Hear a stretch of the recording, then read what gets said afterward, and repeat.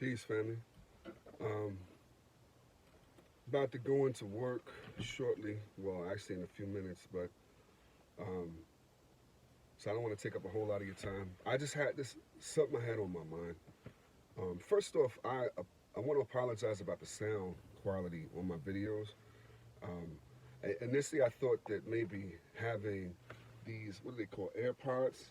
My daughter's gonna knock me out if I say the wrong thing, but I thought that having them in was causing like the sound to be kind of low and come in and out. But even having them out, it was the same thing. So if anybody has any suggestions in regards to like how I can improve the sound quality, I'm doing this on my iPhone. So if you have any suggestions, please let me know. It would be greatly appreciated. But I just been kind of thinking about something for a little bit. You know, in this garden community, you know, we all have started growing and things and preparing for different reasons. Um, Not to kind of go through all of the reasons, just to, just to kind of touch on it again briefly. As far as me personally, I, um, I was growing before, certain things. Like I said, I kind of had a ghetto weeded garden. Um, but when this pandemic hit and we went through going through a shutdown, that's when I really started kind of getting more focused on it. It became more serious to me because, again, like I said before, while people are looking at, toilet paper shortages, I'm seeing that like food is being, I mean, you can say rationed. You got signs on in the meat section saying one per customer, you know. People arguing with cashiers because they're like, well, you know, yeah, it's one per customer, but I'm doing two different transactions. Stuff like that. It was madness to me. Again, you can find ways to clean yourself, but I don't ever want my family to go through not knowing where their next meal is going to be because, the grocery stores are going through shortages or they're rationing food out and they can't get access to it. So that's when I was like, man, let me get focused on growing. Like I know how to do it. Let me focus on it. So putting fruit trees out there, that was an urgent thing for me. Uh, Planting perennials, things that'll just keep coming back, that was urgent for me. Being able to, grow things and stock food and preserve food, that became urgent for me. So that was where I was coming from. The thing that I've been thinking about though is, no matter how prepared you feel like you are with stocking food and things like that, you never know what's going to happen. If it comes down to, if you get into a situation where you don't really have nothing left, you have, we all have families. I have my wife and my children. You know, most of us have, people that we look after. We got children, we have spouses, we have significant others, we have parents, we have grandparents that we look out for. What happens if you run out? We as prepared as we feel like we are, what happens if we just run out? What if there's one piece of bread left and you looking at that bread and then you looking at your baby, are you going to give your child that bread? If you got an apple left and everybody in the house is hungry, are you willing to give that apple up? If you have one piece of food left and your spouse or your significant other is shaking because they are starving, are you willing to give that food item up? And that sounds like a ridiculous question. It sounds crazy, like, yo, absolutely. Like, why would you even ask that? Let me turn this video off because this is dumb. Before you do that, and before you just jump on a yes, what I'm saying is, well, maybe a better way to ask it is like this. Emotionally, you know, yeah, you want to feel like you'll do it, but can you do it physically? Are you physically able to do that? If it comes to a point where everybody's hungry, including yourself, I mean, ribs touching because you're so hungry, are you physically able to do that? Because that's not an easy thing. It's not an easy thing when you're starving to look at a piece of food and just give it up. It's not easy. You know, in your mind, you might want to say, well, let's just split it up. But are you able to just give it up? That's very difficult, man. And that's one of the things that I've been thinking about.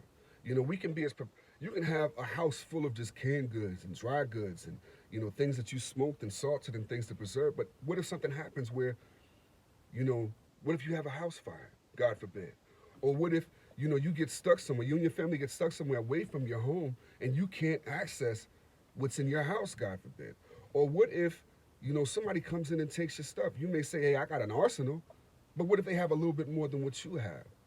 Again, God forbid. If you come down to your very last, are you willing to give it up? So I say all of that to kind of say that I feel like a good thing to do, in addition to like preparing by stocking things up, would be, and I'm just speaking for me, I'm speaking for me, practice, right? Practice lowering my portions of food, practice lowering the number of meals that I take in a day, practice fasting, you know, and practice living off of, you know, for certain periods of time, living off of the type of food that I realistically would be eating during that time. Just kind of preparing the body through practice. Um, like I said, I'm just speaking for me and I'm just speaking out loud. You know, if you don't agree, that's cool, I get it. But, you know, if you do, I'd like to hear your thoughts on it. Just a quick story, man. When I was in college, I I attempted to fast for the first time. I was like 19 years old, and I wanted to do a 3-day fast. Now you can look up studies where it shows that like fasting at least 3 days helps with ridding the body of toxins as well as helping the body with repairing and regenerating itself. You know, but I wanted to fast. It was more for like spiritual reasons at that time. Um, I had known people who had fasted. I had known of people who had also fasted for long periods of time. I wanted to do 3 days. I was, believe it or not, I was a very slim guy back then. Um, but, you know, I got through the first day. Before I can even get through a half of the second day, I felt like I was going to die. You know, really, I felt like, you know, I got the shakes. You know, I felt weak. I felt like I was going to vomit. I'm like, my brain, I'm like, man, I'm going to, if I don't get some piece of chicken or something in me, I'm going to pass out or die. And so I broke my fast at that time. And I was upset with myself because I felt like, yo, what's wrong with me? Like, why are there people that are able to fast for like 30 days, 40 days, and I can't even get past 2 days? So I beat up on myself a bit for that. Um, you know, fast forward, I I was able to, I made some adjustments and I was able to do it, you know. But one of the mistakes that I made at that time was I should have, as opposed to beating myself up for not making 3 days, I should have celebrated the fact that I was able to get through one day because I had never fasted before. And then also, the way that I was looking at it after I made adjustments, and again, I'm just talking about myself. After I made adjustments in the way that I thought about it, it made it easier for me to actually fast successfully.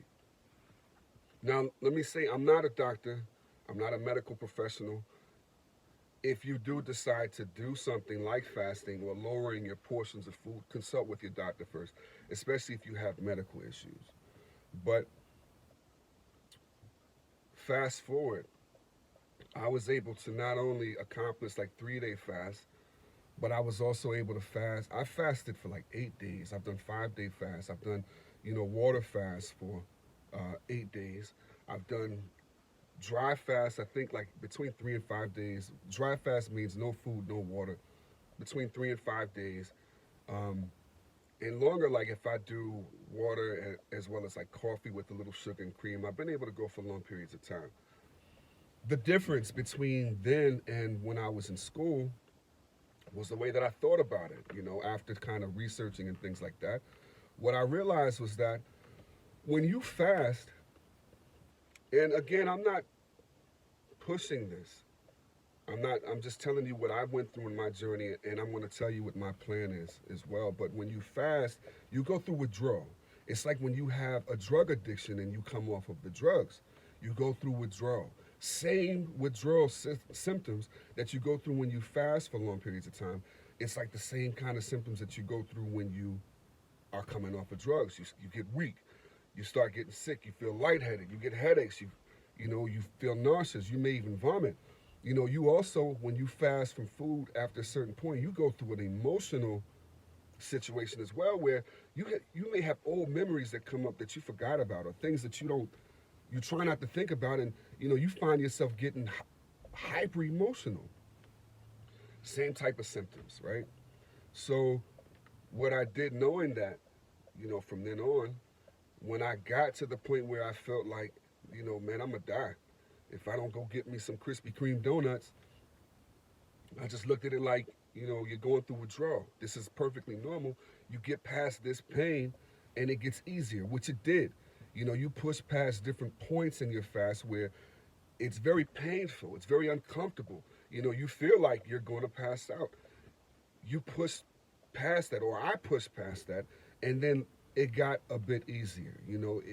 I was at like day 6 or 7, and I felt like I can do 30 days, because I was able to get past those points. I mean, the withdrawal is real though. It's real. You do get lightheaded. There's times where you have to sit down. You've got to sit down. Your body starts craving things, like crazy things, like things that you haven't eaten since you were a child, or things that you've never eaten. And in your sleep, I'm sleep thinking, man, I sure should go, I could go for some flan right now. I'm like, flan? What?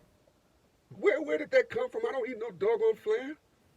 And then you ask, like, who is that asking for the flan? And then you hear, oh, they call us Legion, for we are many. Now feed us flan.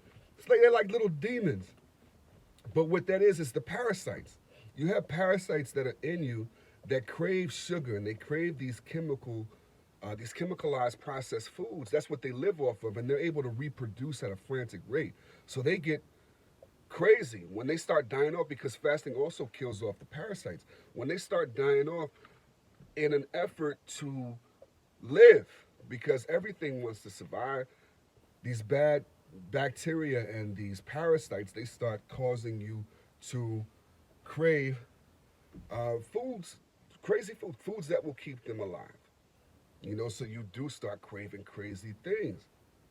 So I go through that, and after I go through that, after I push myself through that, it does get easier. You still go through points where, you go through certain withdrawal symptoms, but it gets easier.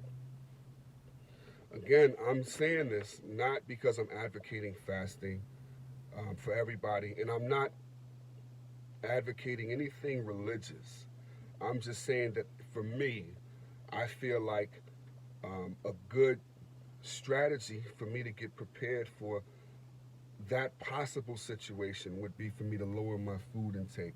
It would be for me to, uh, eat less, to fast, and like I said, to practice actually living off of the food that I would realistically be eating. So, you may have a lot of canned food, and I feel like canned food is a lot easier to live off of than, say, dehydrated fruits and vegetables and things like that. I've got to get my canning game up. I got to get that up, but I have a dehydrator, so I want to practice, like, because if stuff went down now, even though I want to get into canning, I'm not there yet. And I have some canned food, but it would run out. So I want to practice living off of dehydrated food, because that's what I have on hand now. Once I start canning, then I'll practice that as well. Just getting my body ready for that possibility, I feel like that's important. So if my child or if my wife were to be hungry, and that's it, I know my wife, man, if we had like a banana left, she'd want to split it. But I want to be able to say, nah, honey, you go ahead, you eat it, because I'm good, and actually really be good. I don't want to be like, yeah, I'm good, go ahead, eat it, and then like I'm shaking and shivering, and whimpering, and she's like, well, what's the matter? I guess because I didn't have any food, I'm just feeling the effects of it. I don't want to go through that. I want to sincerely be able to build myself up to the point where, I can just go without, man. And as long as they're good, I'm good. I want, like, the knowledge of them being good to fuel me even further, because, I mean, your body's a wonderful machine. Like, programming it is very much possible. I think, and I'm going to close this real quick because I got to get in and I don't want to keep you too long. I think one of the most profound things that I'd ever seen, as far as from another YouTuber, I don't know if you're familiar with C.T. Fletcher. He's a guy, he's a brother that he's a weightlifter, right? They call him the Compton Superman. He has a video that went viral some years ago. I think it's called I Command You to Grow.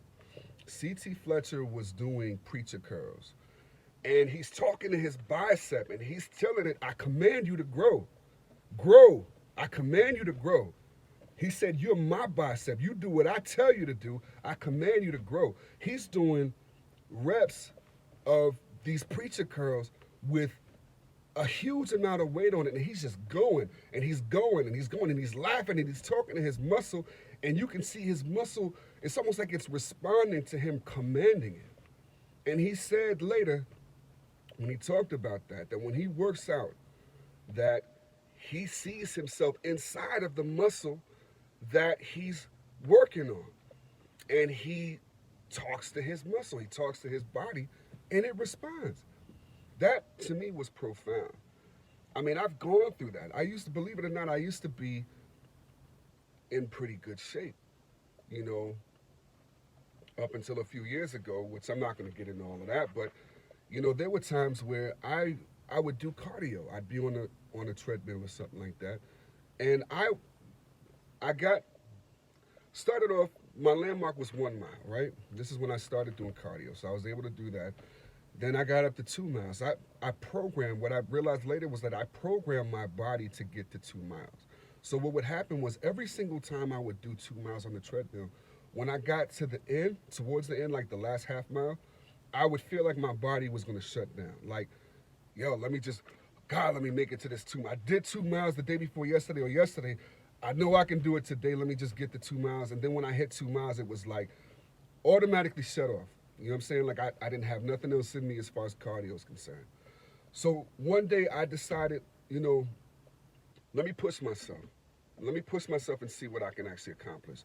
So I got up early because I had a gym at a job I used to work at. I got up extra early, went to the gym, got on the treadmill. I said, I don't care what my body feels like. I'm going to just keep going. And I did. And I got to like 4 miles. And when I got past that point at the 2 mile mark, I'm going, and I felt like I could keep going. There were people who had come into the gym and left the gym, I'm still going, and I felt good. It was almost like I was having an out-of-body experience where I was at mentally, it was just unlimited amounts of energy. I could have kept going, and the reason why I stopped was because I had to go shower and get ready to get my day started as far as my job was concerned. But I'm sure that I could have done like 7-10 miles at least. You work past these thresholds, you talk to your body. And I'm talking to myself the whole time. I'm like, you're a machine. This treadmill is not going to beat you. You have what it takes. You have it in you.